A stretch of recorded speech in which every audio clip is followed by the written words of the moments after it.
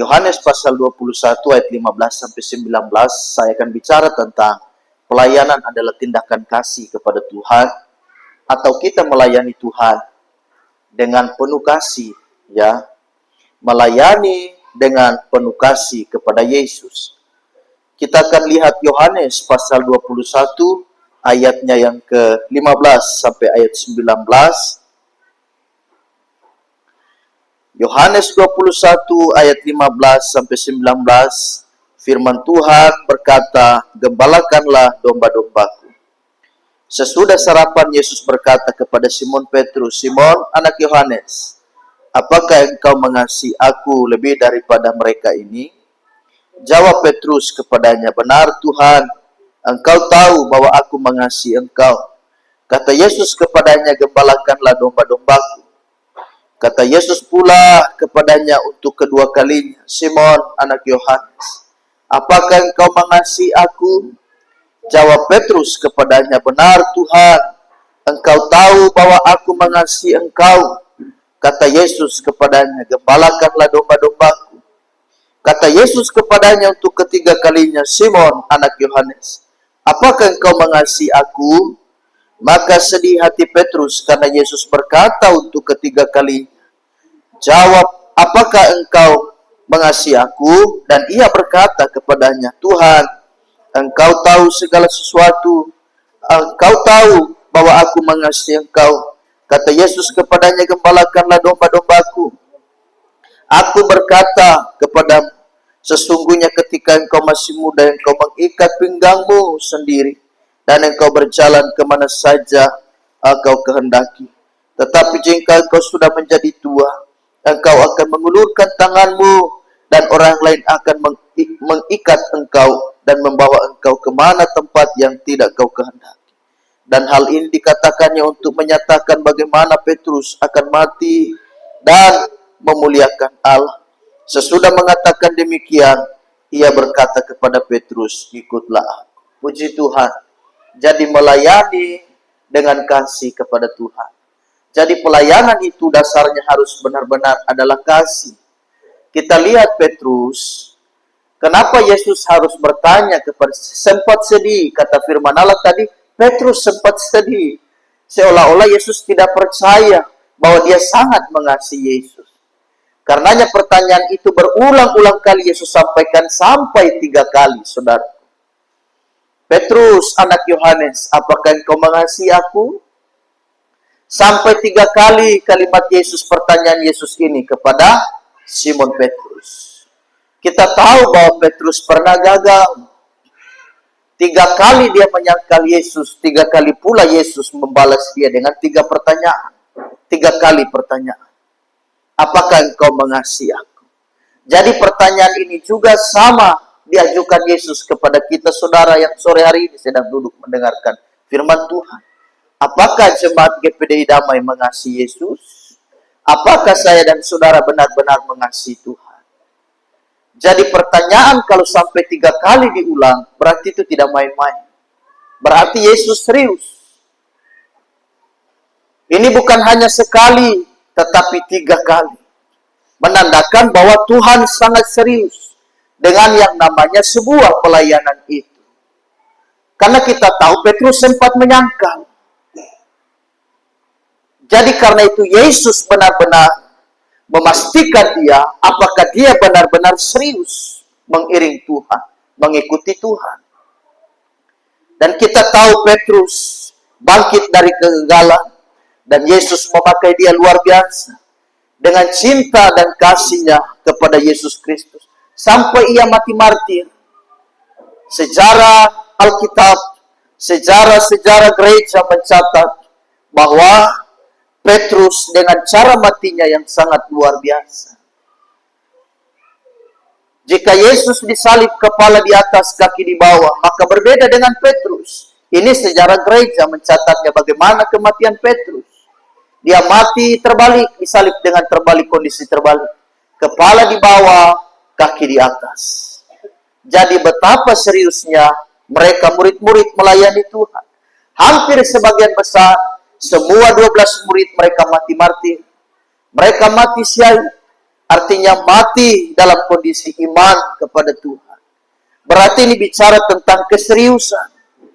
Jadi apakah saya dan saudara mengasihi Yesus? Itu pertanyaan juga bagi kita semua.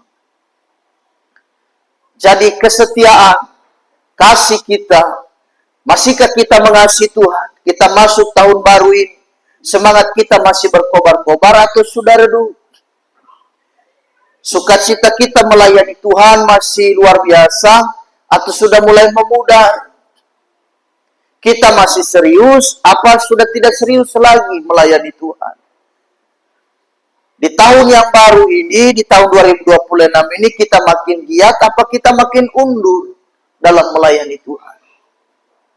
Jadi, ini biarlah firman Tuhan sore hari ini mengingatkan saya dan saudara, sebagai firman pembuka di tahun yang baru, saya dan saudara dalam mengawali semua kegiatan-kegiatan ibadah kita. Jadi ada keseriusan, mengasihi dengan tulus dalam melayani Tuhan. Karena dunia kita sekarang ini dipenuhi dengan unsur tipu-tipu. Jadi dunia kita sulit untuk mencari orang yang benar-benar tulus. Kita lihat dunia sekarang ini dipenuhi dengan kebohongan, dipenuhi dengan semua serba kepalsuan ada di dalam. Ada rambut palsu, ada gigi palsu, ada bulu-bulu mata palsu, semua serba kepalsuan. Ada merek HP palsu, ya, ada beras palsu, jadi semua ada kepalsuan. Bahkan ada wajah palsu karena operasi plastik. Jadi manusia saja tidak suka dengan kepalsuan, apalagi Tuhan. Jadi dunia sekarang dipenuhi dengan kepalsuan. Karena itu saya dan saudara melayani dengan kasih yang tulus. Lihat Yudas Iskariot, dengan kasih tapi kasih yang palsu. Dengan ciuman tapi ciuman pengkhianatan.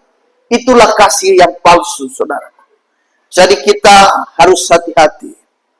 Matius pasal 23 ayat 27, Yesus pernah menegur orang Farisi. Inilah yang dikatakan Yesus kepada orang-orang Farisi. Celakalah kamu, hai ahli-ahli Taurat dan orang-orang Farisi. Hai kamu orang-orang munafik, sebab kamu sama seperti kuburan yang dilabur putih, yang sebelah luarnya memang bersih tampaknya, tetapi yang sebelah dalamnya penuh tulang belulang dan berbagai jenis kotoran. Jadi mereka berjubah agama, mereka memakai jubah seorang hamba Tuhan. Tetapi isi hatinya, isi pikirannya semua jahat. Justru mereka adalah dalam dibalik pembunuhan dan penyaliban Yesus Kristus. Jadi banyak kali kita melihat ada orang terlihat beragama, bajunya baju agama. Bajunya pakaiannya adalah pakaian pelayan Tuhan. Tapi hatinya jahat sekali. Inilah yang Yesus katakan. Di luar terlihat bersih, putih, seperti kuburan. Kita lihat kuburan. Wah, menjelang Natal tiba, kita lihat semua orang ziarah ke kuburan. Bapak dan Ibu Gembala, beberapa tahun yang lalu masih kosong di kita punya anak kereta, punya sekitaran itu masih kosong. Tapi Ibu Gembala waktu ke sana cek, wah, Ibu Gembala bilang sudah penuh. Karena setiap hari orang mati. Dan di tempat pekuburan umum itu, saudara lihat macam-macam kuburan. Ada kuburan pejabat, ada kuburan orang biasa, ada kuburan-kuburan yang memang mewah sekali dibangun. Semua terlihat indah. Tapi coba gali, di dalam itu apa? Di dalam itu tulang, saudara. Ya tulang kotoran, tulang belulang, kata firman Allah tadi. Jadi di luar tampak bersih, di luar tampak putih, tetapi di dalamnya sebenarnya adalah sesuatu yang jahat. Berisikan tentang bau-bau kematian, berisikan tentang bau-bau kenajisan. Jadi saya dan saudara, kita mengasihi bukan dengan kasih yang palsu, tetapi dengan kasih yang luar biasa. Kita melihat bahwa orang yang mengasihi sudah pasti dia akan melayani Tuhan. Ini topik kita di sore hari ini. Yang pertama, kasih bukan sekedar kata-kata, tetapi kasih itu disertai tindakan. Lukas pasal 6 ayat 46. Kita akan lihat ayat ini. Lukas pasal 6 ayat 46, firman Tuhan berkata, "Mengapa kamu berseru kepadaku, Tuhan, Tuhan, padahal kamu tidak melakukan apa yang aku katakan?" Jadi kasih bukan sekedar kata-kata, tetapi ada tindakan. Banyak orang berseru Tuhan, ada orang menyanyi dengan ucapan syukur, dengan mulut dan lidah bibir mereka bisa memuliakan Tuhan, tetapi hatinya jauh daripada Allah. Mereka tidak melakukan kehendak Tuhan. Mereka tidak melakukan perintah Tuhan. Menyanyi paling jago, berdoa paling jago, tetapi semua omong kosong, karena dia tidak melakukan sesuai dengan apa yang dia layani, sesuai dengan apa yang ia doakan, sesuai dengan apa yang ia sampaikan saat dia melayani Tuhan. Jadi bukan hanya sekedar kata-kata, tetapi itu saya dan saudara lakukan dengan sebuah tindakan yang nyata. Yohanes 14 ayat 23, firman Tuhan berkata juga begini. Yohanes 14 ayat 23. Jawab Yesus, "Jika seorang mengasihi aku, ia akan menuruti firman-Ku, dan Bapa-Ku dan akan mengasihi dia, dan kami akan datang kepadanya dan dia bersama-sama dengan dia." Jadi kalau orang mengasihi Yesus, mengasihi Tuhan, dia akan menuruti firman Tuhan. Dia akan melakukan segala apa yang menjadi perintah dan amanat agung Yesus Kristus. Jadi bukan hanya dari kata-kata, tetapi disertai dengan tindakan. Jadi kata-kata dengan perbuatan, dia jalan bersamaan. Kata-kata dengan tindakan, dia jalan bersamaan. Jangan kata-kata lain, tetapi tindakannya lain. Apa tidak tahu apa yang dia omongkan, tidak tahu juga apa yang lain dengan apa yang ia lakukan. Jadi apa yang kita katakan harus selaras, harus dia sinkron dan dia bersama-sama dengan apa yang kita kerjakan. Di dalam Yohanes pasal 12 misalnya, ayat 1 sampai ayat 8, itu ada cerita tentang satu keluarga. Ada seorang yang perempuan bernama Maria, yang adalah saudara Marta dan saudara Lazarus. Kita tentu sudah tahu bersama cerita tentang Yesus. Setiap kali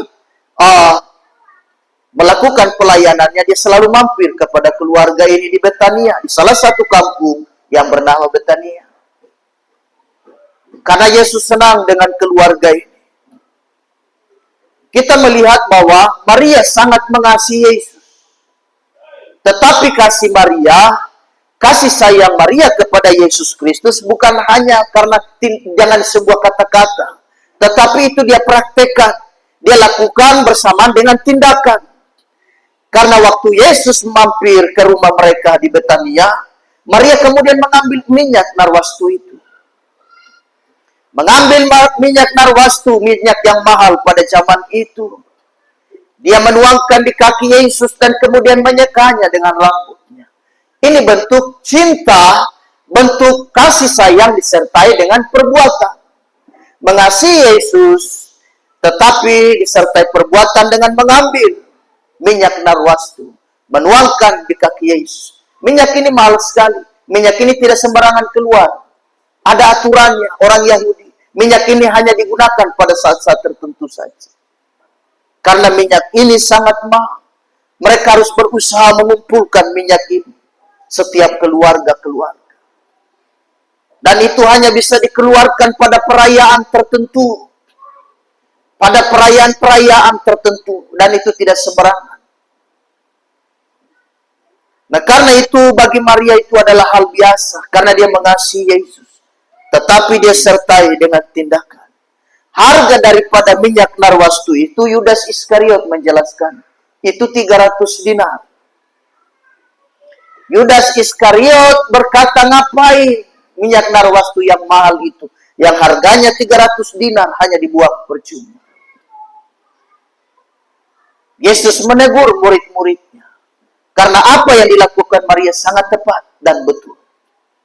Yesus tidak marah kepada Maria. Justru Yesus memuji tindakan Maria. Dia mengasihi Yesus, bukan hanya dengan kata-kata, tetapi dengan tindakan. Jadi 300 dinar ini minyak yang mahal. Alkitab menjelaskan 1 dinar saja itu sama dengan upah orang kerja 1 hari. 1 dinar. Orang kerja 1 hari berapa? 100.000 atau 150? Kalikan saja dengan 300 dinar. Ini kalau dikalikan, berarti ini sama dengan gaji orang kerja 1 tahun. 1 tahun 365 hari. Taruh kita bulatkan 300 dinar saja. 1 tahun saja. Kita bulatkan jadi 300. Karena potong cuti dengan potong libur dan lain sebagainya. Taruh dibulatkan jadi 300 dinar. 1 tahun 365 hari. Jadi gaji 1 orang, gaji seorang yang bekerja selama 1 tahun hanya dituangkan begitu saja. Bayangkan 1 tahun orang kerja. Kumpul uang. Kerja selama 1 tahun. Terima gaji kumpul, terima gaji kumpul. Selama 1 tahun. Dan itu Maria hanya berikan begitu saja. Tanda dia mengasihi Tuhan. Tanda dia mengasihi Yesus. Jadi mengasihi Yesus dengan tindakan dan dengan sebuah pengorbanan. Di dalam Alkitab ada juga seorang janda. Misalnya dalam Markus pasal 12 ayat 41. Saudara nanti baca. Itu bagaimana seorang janda miskin ini. Waktu dia memberikan persembahan. 2 pesel uang yang diberikan. Bagi orang banyak itu adalah jumlah yang sangat kecil, saudaraku. Tetapi dia memberikan itu dengan ketulusan, dengan rasa cintanya. 2 peser sangat kecil sekali. Bagi orang yang lain, orang banyak melihat itu.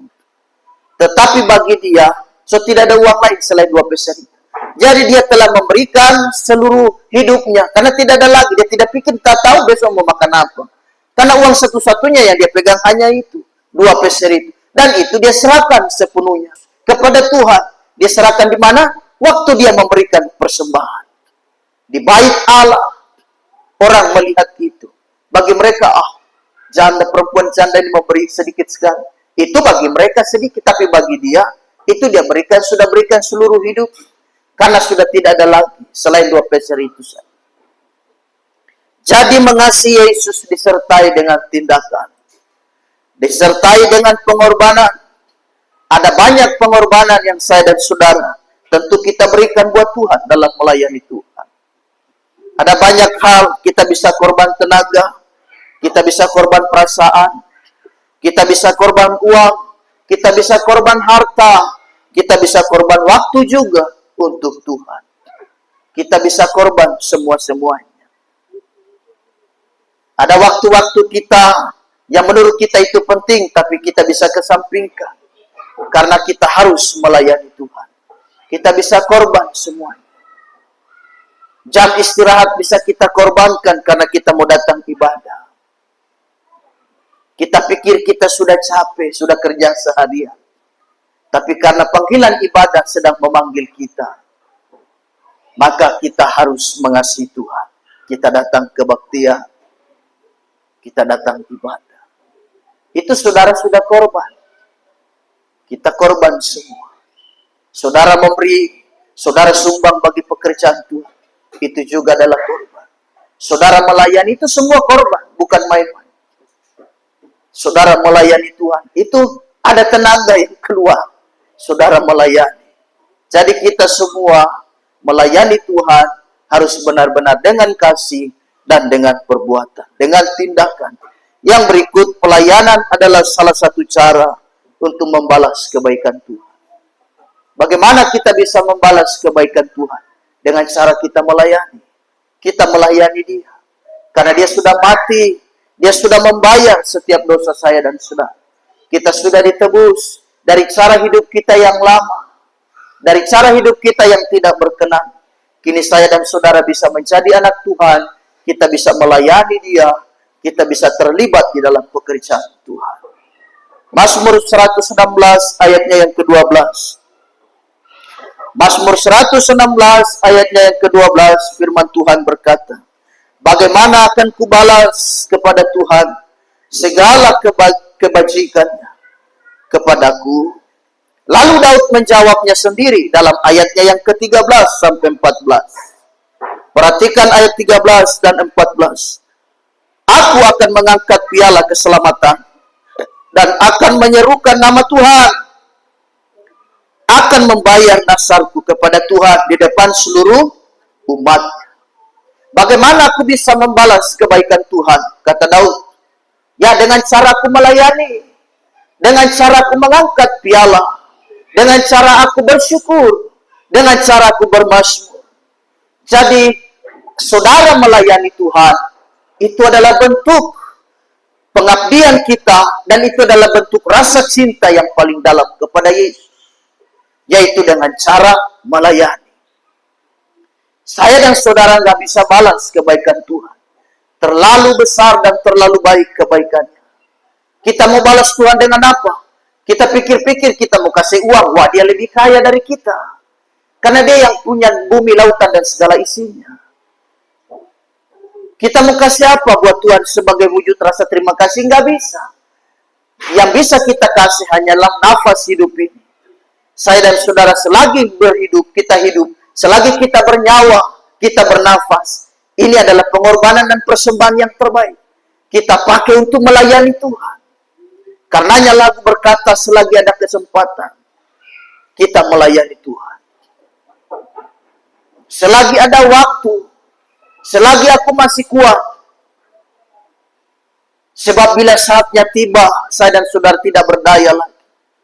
Jadi selagi ada kesempatan, selagi ada waktu, dan selagi saya dan saudara masih hidup, kita pakai untuk melayani Tuhan. Hanya ini satu-satunya cara yang terbaik untuk kita membalas kebaikan Tuhan. Kita mau balas pakai apa? Saudara mau balas pakai apa? Coba, harta duniawi nggak bisa balas. Tuhan yang punya bumi ini. Dia yang punya. Bahkan dia juga pemilik hidup saya dan saudara. Kita saja ini adalah punya Tuhan. Karena dia yang memberikan nyawa, memberikan nafas bagi saya dan saudara. Jadi, melayani. Mari kita melayani. Saya dan saudara, kita melayani Tuhan. Panggilan tertinggi adalah pelayanan. Karena kita melayani bukan melayani manusia. Yang kita layani adalah Tuhan. Kita melayani Tuhan. Seriuslah dalam melayani Tuhan. Setialah dalam melayani Tuhan. Mari kita taat kepada panggilan kita masing-masing. Pelayanan itu bukan soal siapa berdiri di depan atau siapa berdiri di belakang. Itu enggak jadi soal. Pelayanan sama di mata Tuhan. Yang mau masuk pagi, yang mau masuk siang, yang mau masuk sore, jawaban Yesus apa? Baik sekali perbuatan. Jadi, bayarannya cuma itu, baik sekali. Jawaban Tuhan. Tuhan tidak bilang yang masuk pagi yang paling baik, yang masuk siang paling baik, yang masuk sore. Hamba yang masuk sore yang paling baik. Enggak. Ada yang masuk dari pagi, tapi dia kerja sampai sore. Makanya, perumpamaan itu yang masuk pagi dia mengeluh. Kenapa saya masuk pagi sampai sore, yang masuk siang juga kerja sampai sore, tapi bayarannya hanya sama bayarannya. Jadi dari cerita ini Yesus tidak membeda-bedakan. Soal posisi di mana kita melayani, upahnya, bayarannya sama di mata Tuhan. Baik sekali perbuatanmu itu. Jadi sama. Baik yang memberitakan firman, baik yang melayani persembahan, baik yang melayani penerima tamu, ataupun pembawa puji-pujian, sama di mata Tuhan. Jadi kita sama melayani Tuhan. Sebab pelayanan itu bukan saya dan saudara melihat posisi di mana kita melayani. Yang terpenting itu adalah siapa yang kita layani. Jangan kita melihat manusia siapa yang melayani, posisi di mana saat kita melayani. Nggak perlu. Yang terpenting adalah siapa yang kita layani. Yang kita layani adalah Tuhan. Yang kita layani adalah Yesus Kristus. Yang terakhir, kasih adalah modal besar dalam pelayanan. Jadi kalau tadi pelayanan melayani adalah bentuk rasa cinta kita kepada Tuhan. Dan yang terakhir, kasih menjadi modal besar bagi saya dan saudara melayani Tuhan. 2 Korintus 5 ayat 14, kita baca ayat ini bersama-sama. Ayat terakhir 2 Korintus pasal 5 ayat 14. 2 Korintus 5 ayat 14. Kita baca bersama. 2, 3, mulai. Sebab kasih Kristus yang menguasai kami, karena kami telah mengerti bahwa jika satu orang sudah mati untuk semua orang, maka mereka semua sudah mati. Kristus sudah mati untuk kita. Dan sebetulnya hidup saya dan saudara sudah dipakukan untuk Dia. Kita sudah mati untuk siapa? Kita mati terhadap dosa dan kita hidup bersama dengan Kristus. Dia sudah mati untuk semua orang. Untuk semua orang itu siapa? Saya dan saudara. Karena dia sudah mati dan tergantung di atas salib, di atas kayu salib di Golgota. Untuk apa? Menebus dosa kita semua. Jadi pelayanan ini sangat penting. Mari melayani dengan kasih, bukan karena paksaan. Ada orang kan melayani karena dipaksa, didorong-dorong, sehingga pelayanan tidak maksimal karena paksaan. Tapi kalau kita melayani dengan rasa cinta, suasananya juga beda kita rasakan. Atmosfernya, suasana ibadah kita rasakan beda. Kenapa? Karena kita melayani dengan ketulusan. Kita melayani dengan rasa cinta kepada Tuhan. Coba kalau melayani karena paksa, suasana rasa hambar. Pelayanan karena paksa. Jemaat juga mau angkat tangan karena paksa. Jemaat mau tepuk tangan juga karena terpaksa. Tapi coba kalau melayani dengan kasih, tanpa pemimpin pujian berkata, ayo kita beri, dia berdiri sendiri. Ayo jemaat kekasih kita tepuk tangan, tanpa disuruh, dia sudah tepuk tangan sendiri. Kenapa? Karena rasa cinta kepada Tuhan. Dia punya kasih kepada Allah. Tanpa diminta, tanpa disuruh, dia sendiri melakukannya. Atas dasar kasih, atas dasar cinta. Jangan terlalu besar menaruh kasih kepada manusia. Menaruh cinta dan harap kepada manusia. Ujung-ujungnya nanti kita kecil. Lebih baik kita taruh pengharapan dan kasih kita yang besar itu. Kita gantungkan seluruh hidup kita hanya kepada Tuhan. Jadi melayani. Jadi kasih adalah modal besar. Modal dasar utama dalam pelayanan. Satu kali ada seorang pemuda, dia berdoa kepada Tuhan begini, Tuhan buat aku mengasihi Engkau. Seorang pemuda ini satu kali dia berdoa, dia berkata, Tuhan buat aku mengasihi Engkau. Satu kali kemudian dia pergi dalam satu kebaktian minggu. Dia mendengarkan khotbah, pendeta menyampaikan khotbah dengan tema, mengapa manusia gagal mengasihi sesamanya? Lalu pendeta itu menjawabnya, karena mereka tidak mengasihi Tuhan. Jadi tema khotbah hari itu dalam ibadah minggu, pendeta menyampaikan, mengapa orang gagal mengasihi sesama? Lalu dia menjawabnya dengan kalimat, karena dia tidak mengasihi Tuhan. Wah, pemuda ini menjadi kaget. Akhirnya selesai ibadah, pulang gereja, dia bertanya kepada hamba Tuhan karena dia penasaran. Dia bertanya tentang apa makna daripada tema khotbah. Dia bingung. Akhirnya pendeta itu memberi pengertian kepada dia. Dia menjawab bahwa orang yang mengasihi Tuhan, dia pasti bersedia untuk melayani. Jadi orang yang mengasihi Tuhan harus bersedia, harus dia siap untuk melayani Tuhan. Kita harus melayani Tuhan. Jadi apapun yang terjadi, pelayanan tetap jalan terus. Kita sudah ada di tahun baru. Saya berharap iman kita makin kuat dalam Tuhan. Kita makin setia. Kita percaya tahun baru ini juga, tahun 2026 ini juga Tuhan akan berbuat sesuatu untuk kita. Tuhan berbuat mujizat untuk rumah tanggamu. Tuhan berbuat mujizat atas keluargamu. Tuhan akan membuat mujizat bagi gereja kita, bagi pelayanan kita. Kita berdoa, kiranya Tuhan Yesus memberkati kita semua. Jadi mengasihi bukan hanya dengan kata-kata, tetapi juga dibarengi dengan tindakan. Ada sebuah tindakan. Kakak, apakah engkau mengasihi Tuhan? Betul, aku pelayan Tuhan. Tapi kok ini hari Minggu kakak tidak ibadah? Apa Apakah ada yang mengasihi Tuhan? Betul, aku pelayan Tuhan di gerejaku. Tetapi ini kan ada kebaktian, kenapa kakak hanya pangku kaki santai-santai sambil makan pisang goreng di rumah? Jadi ada sebuah tindakan. Kalau kita mengasihi Tuhan, mari kita melangkah ke rumah Tuhan, kita cari Tuhan. Kita melayani Tuhan. Tuhan Yesus memberkati, biarlah firman Tuhan menguatkan kita semua. Haleluya, Tuhan memberkati.